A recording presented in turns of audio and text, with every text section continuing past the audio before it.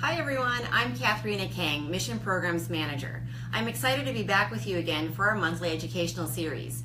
If you missed last month's episode about triple-negative breast cancer, be sure to check out our Facebook videos or our YouTube page. This month we're focusing on breast cancer screening. I want to be clear that we're talking about screening tests. These are used to find breast cancer before it causes any warning signs or symptoms. Screening tests can find breast cancer early, when the chances of survival are highest. If someone has already noticed a warning sign of breast cancer, like a lump or a rash, and goes to get a mammogram or other tests, this is a diagnostic test. We'll discuss those further in another episode, but for today, let's just talk screening. So, who gets screened and when? This is a complicated question, and there's not just one answer. When a woman should begin screening for breast cancer depends on a number of risk factors, like her family history, personal health history, and age. If you're at higher risk of breast cancer, you may need to be screened earlier and more often than women at average risk.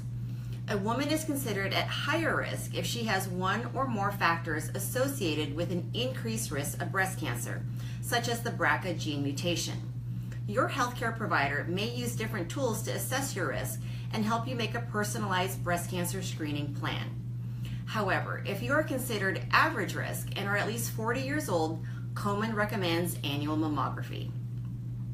While this is a good rule of thumb for now, we know that mammography is not perfect, and we are still learning about the many factors that contribute to an individual's risk.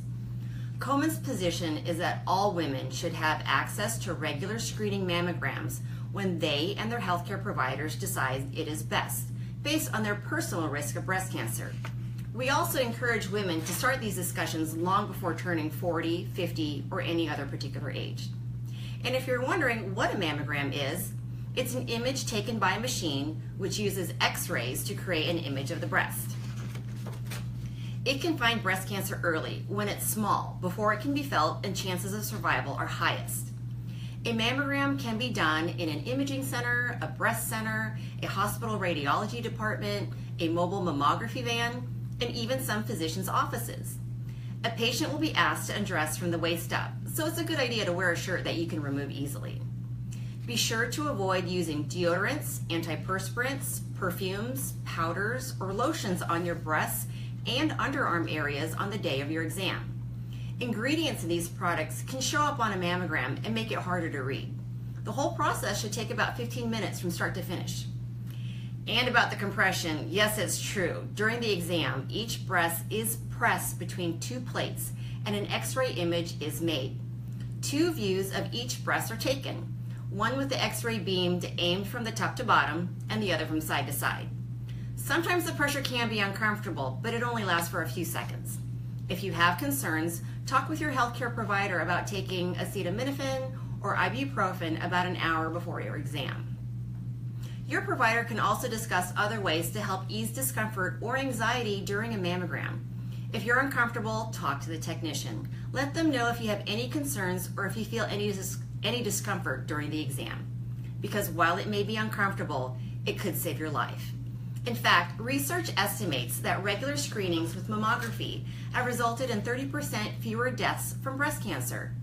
Right now, mammography is the best, most widely available screening tool for breast cancer. That said, we know it's not perfect. Mammography can sometimes miss tumors or identify tumors that are not cancerous, particularly in women with dense breasts or who are at higher risk for developing breast cancer.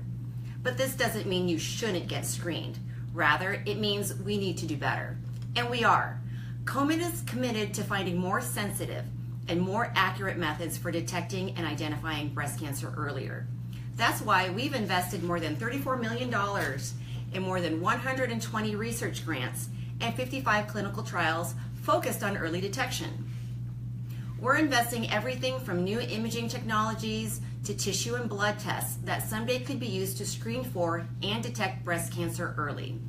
And this is all possible thanks to you. When you participate in events like our Race for the Cure, you're helping to make this research a reality, and also ensuring that women today have access to these potentially life-saving screenings.